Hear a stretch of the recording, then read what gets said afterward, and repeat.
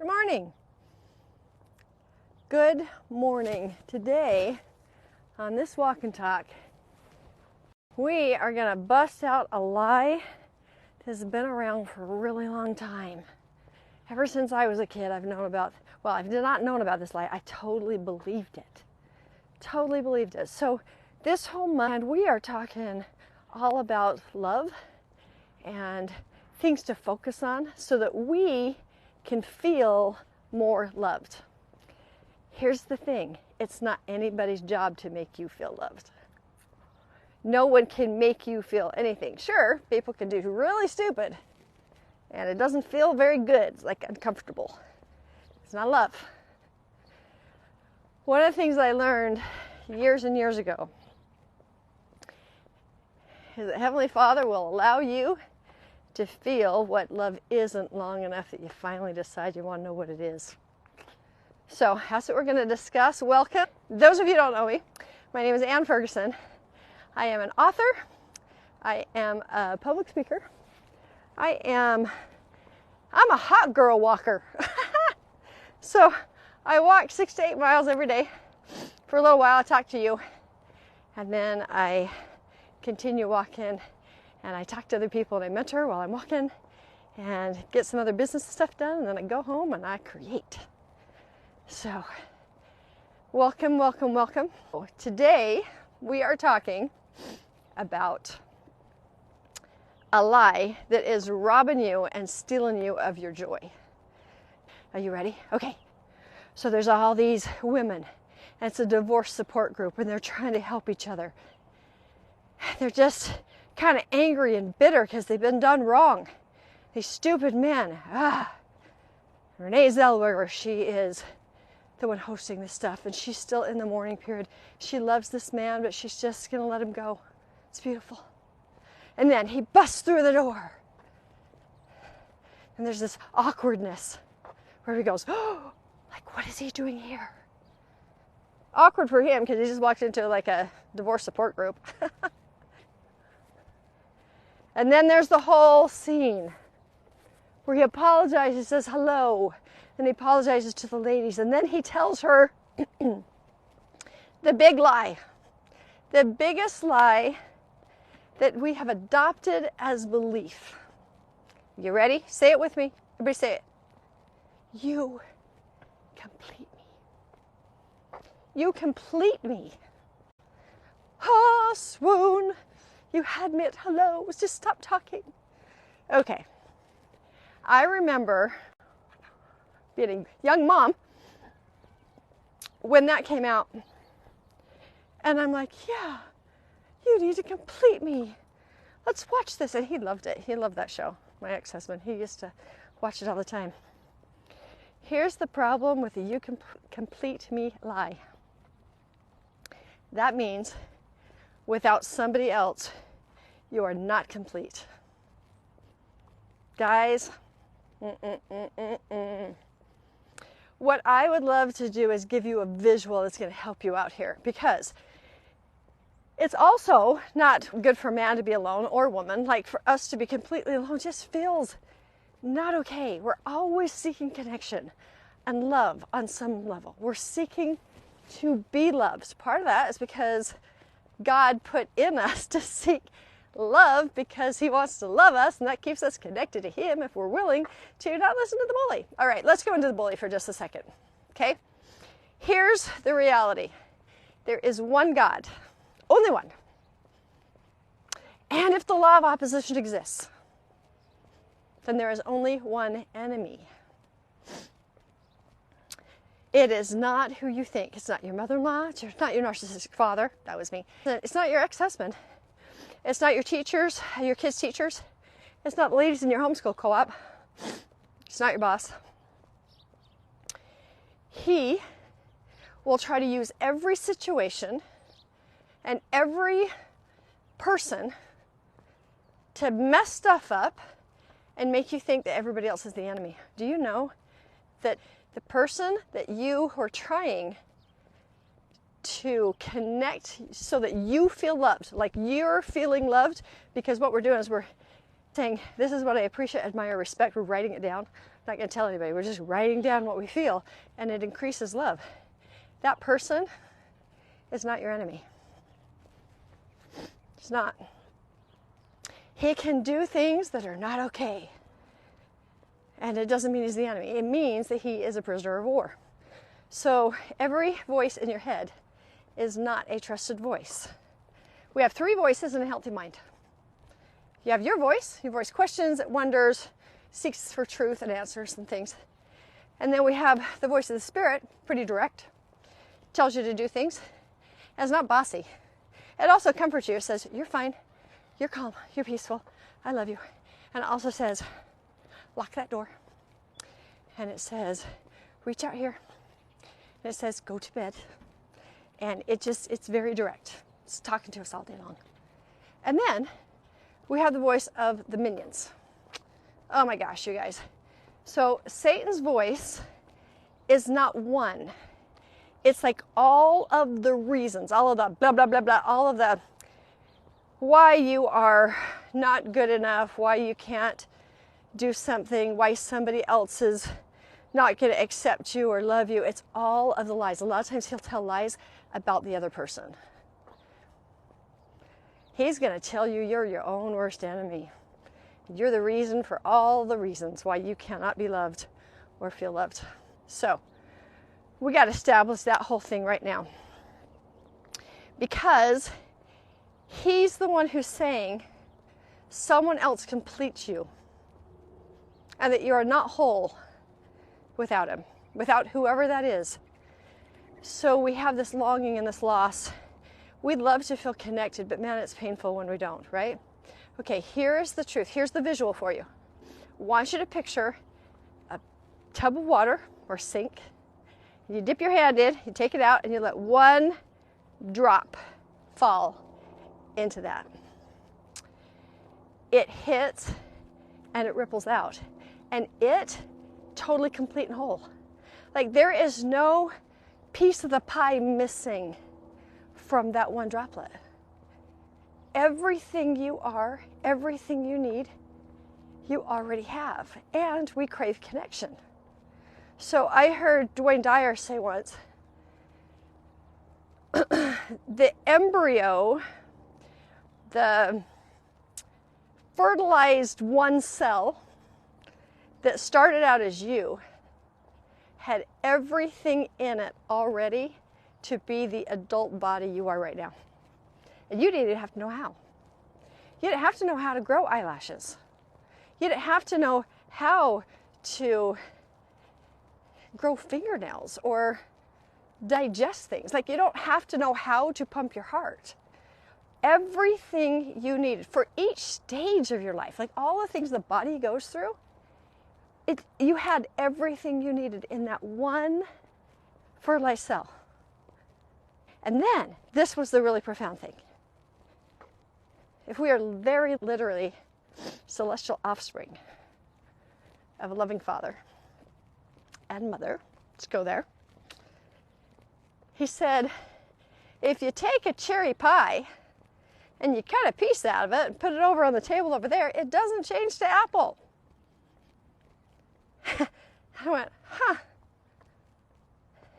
He said, you have every single thing you need already within you to become all that you are destined and designed to become. There is nothing outside of you that you need.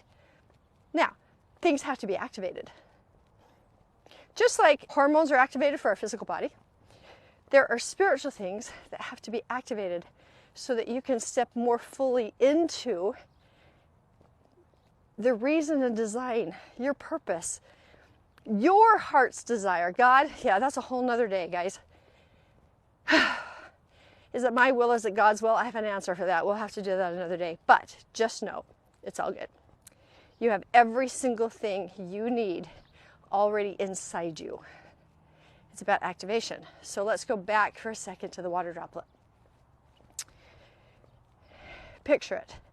One water droplet and things expand outwards. It ripples outwards. So how do you bring somebody else into wholeness? If you're whole, how do you even do that? Well, let's put another water droplet in. Whole, totally whole. What happens is that they collide and they expand each other. They don't even change the nature necessarily. They expand what's already there. So you are already everything you need to be. And there is nothing that anybody else brings that you're missing. The reason why this matters so much on your ability to feel loved is because you're not dependent on somebody else to fill up the hole so that you can be loved. So that you can feel that love. Nope. It's already within you. So, kind of the goal for today is to contemplate your wholeness. There are pieces in your life that feel like they're missing. And by the way, you may be doing everything, like all the things you've been told to do, and there still feels like you're not fulfilled. It's not quite there. The wholeness is in you. It just has to be activated. I will tell you that if you are feeling that something is missing, that your heart isn't connected to you, your mind, you can see things that should be fulfilling and make you happy, but your heart isn't feeling it, it's kind of missing it. It doesn't mean that your heart isn't capable, you're actually missing. It means that you weren't trained in order to connect your heart. If you're willing to be trained, I got you. Because the Igniting Your Belief class, it ignites the belief, if you're willing to really lean in to all that you are. It also burns out, so igniting your belief, it also, fire, burns out the dross, meaning all the things that aren't good. So right now in this walk and talk, we're burning out some dross, guys. That belief that somebody else needs to complete you is a hot mess. It does not serve you, it does not help you. So, consider your wholeness. This is what I would love for you to do. First of all, your wholeness comes from there. And so you've got to say, show me. I am willing to look. Now, if you look at how whole you are, here's another lie. It doesn't take anything away from anybody else's wholeness. Have you ever watched a rainstorm on a lake? Every single drop is whole. You're just whole. So if you look in and say, what are my strengths, my gifts, the things that are already active? Like, what's there that I have enough of? And I'm talking about character traits. Like, what do you have that is good? Let's not go into all the things you don't have. And let's stay away from the lie that for you to claim your strength somehow equals your pride. It doesn't. I want you to consider for a minute. Christ, our brother, he was perfect. He was connected to himself. He was connected to his Father, and he was connected to others. He never denied his power. He never denied his gifts. So somebody might feel bad because they couldn't heal. He didn't go, yeah, you know, I'm not going to tell anybody I have that power because then they'll just feel really bad, you know, that they don't have what I have. That's a I'm not whole or they're not whole kind of moment. Nope. Steady says if you have faith like a mustard seed, that's little teeny tiny, guys. So little, teeny, teeny, tiny. If you have faith like that, you can do what I do. I can show you. Just follow me. Watch me. Ask me because I've got the power to do it. So you don't lack anything except for maybe belief and knowledge. But other than that, you have it. We can do this. So for you to actually list out today all of the things that make you whole. Now I can see where this could trigger something where you go, and they don't see it. and nobody sees it, and nobody recognizes it. This is who I am, but nobody sees me, okay? I'll tell you why. No one sees you and your gifts because you're not willing to see you. When you decide to see your wholeness and you go, oh my gosh, I am totally gifted at that. You know what happens? Is that when you settle in it and just go, this is who I am. I don't have to be like them, I'm just like me. Then other people see exactly what you're talking about you. It is beautiful. Now the bully's going to get in the way. He's going to tell you all the reasons why you shouldn't do this and why it's vain and you're going to get puffed up or how you're like stuck up or all that or whatever the word is for right now. You're just going to fight him. You're going to go, you know what? Here's the reality. You are not whole. You are not whole. You don't have a body, dude. Like you could have. I have the whole package. I'm just learning how to activate all this stuff. Go away. I'm not doing you. I had to do that the other night. Some of you saw my little closet confessions because I did a fireside. I want you to also check in with the person that you would love to appreciate, admire, or respect. And then claim what you see in them. Like, what are their strengths? What are their tendencies? What empowers you? What can you actually admire? If you're having a hard time admiring yourself and giving yourself kudos for the things you have, then it feels competitive to admire somebody else. Or it feels deprecating and all you see is your lack. When you say somebody's strength, it's quite possible that you just see all of your lack. That sucks.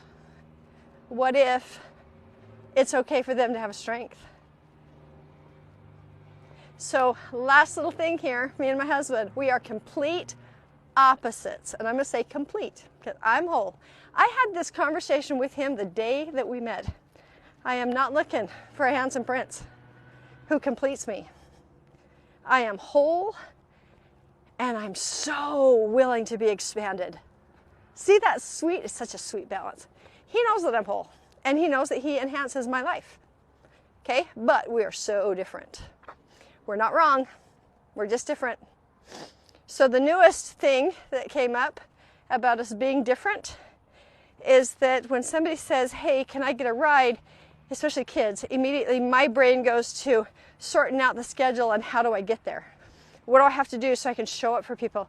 In Tom's brain, it's what do they need to do to take care of themselves instead of depending on him. And I used to feel like that was lacking somehow. Like I lacked boundaries and he lacked compassion and service, right? No. I am whole in my ability to show up and he is whole in his ability to make sure that there's not codependence, honestly. And between the two of us, we expand each other. He's totally expanded my ability to really look and go, but is me giving them a ride complicating my life in such a way that it's going to take me quite a while to recover that time? And am I putting off important things that I've committed to, my commitments to other people, so that I can run and do this? Is that what's happening right now? And if that's the case, I have permission to say no. That is for him. Man, he gave me that.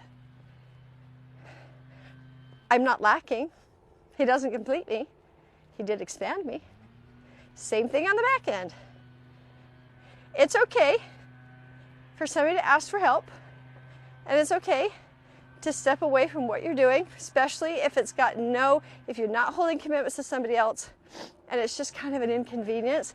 Your heart will expand if you actually go and help today. So I expand him, but we are complete. Okay, so once again, here's the thing. You today will write a list if you want to get in on feeling more loved. Write a list of all the things that you can cite as a strength. something you appreciate about you, something you are proud of, something you respect about you and admire. Write that down. Go into prayer and say, throughout the day, just say, hey, Father, what else do I need to know about me? Like, am I missing something that I don't recognize? Work with him. And then take every single one of those things that you did, not just on the list. Take it and consider it. Breathe it in and own it. That is a strength. I did this yesterday with my stepdad. I was talking about ADD. And he used to be a teacher, so there's a lot of ADD kids, and he's got the deficit disorder mentality. And so I talked to him a little bit about, he goes, do you have ADD? And I go, oh, absolutely, absolutely. And I said, by the time I'm speaking one thought, I'm already 3 thoughts ahead in my brain. I'm already there. I said, I can gather lots of information and I can make connections. And my thought patterns are circular. So that means I touch this and I touch this and I touch this and I touch this. And as I go around, everything moves forward in one. We're just all kind of moving forward. Instead of the linear, have to get this done, this done, this done, this done. Project's over, start a new project. It's not how my brain works. And it is an absolute superpower.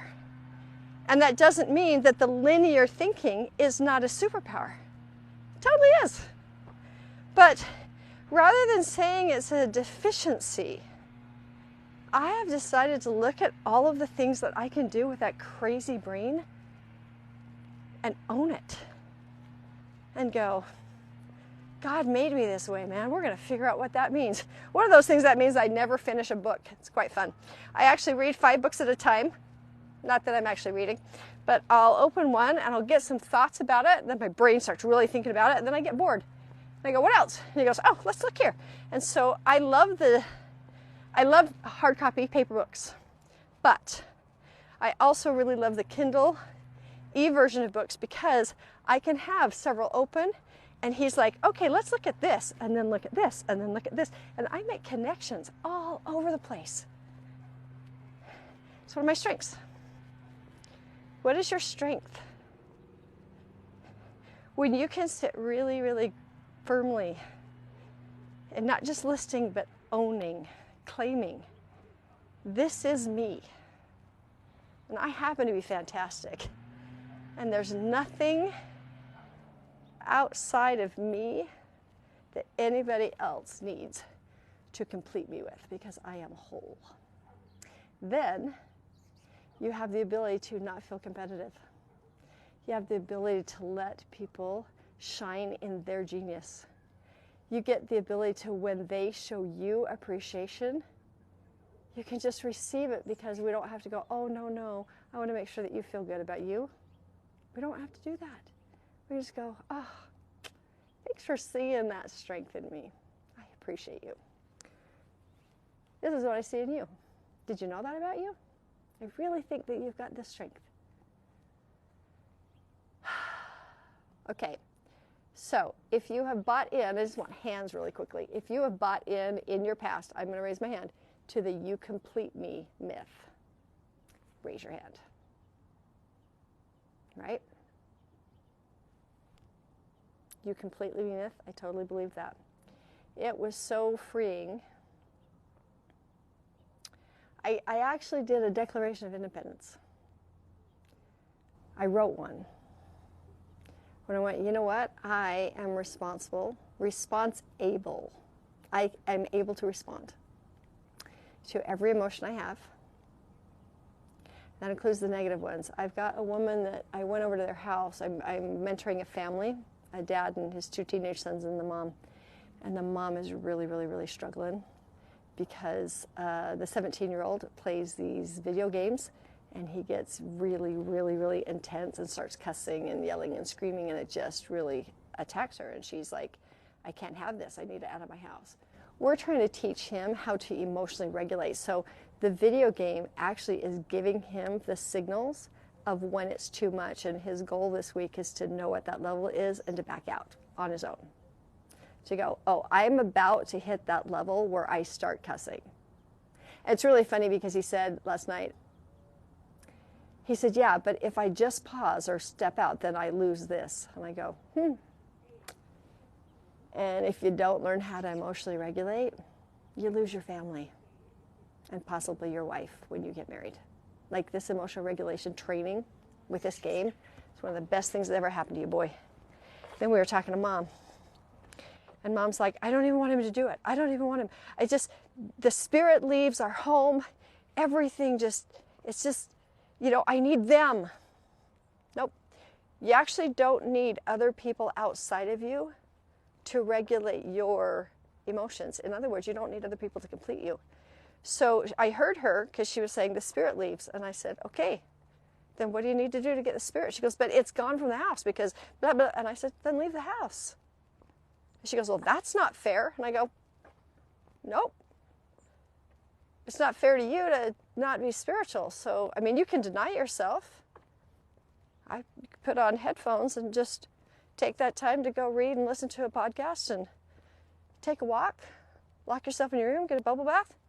She goes, I don't want to always hide. And I go, okay, but do you always want to feel out of control? Because there is no other control. Nobody outside of you can make you feel anything. See, she feels like they complete her. She can do what she needs to do to self-regulate, to feel peace, to feel love, and then from a calm place decide what to do about this video game. She's already spinning before the kid even plays.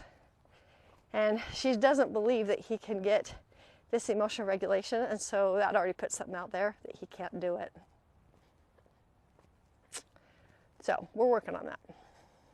If you believe that people outside of you are responsible for you feeling loved, you are buying in to the lie that other people complete you. So today we're going to get rid of that. And I love you. I'm grateful for you. Thanks for being here. Tomorrow we're going to talk about another big thing. Expectation versus anticipation is what we're doing tomorrow. All right, that's it. We'll talk to y'all later. Bye-bye.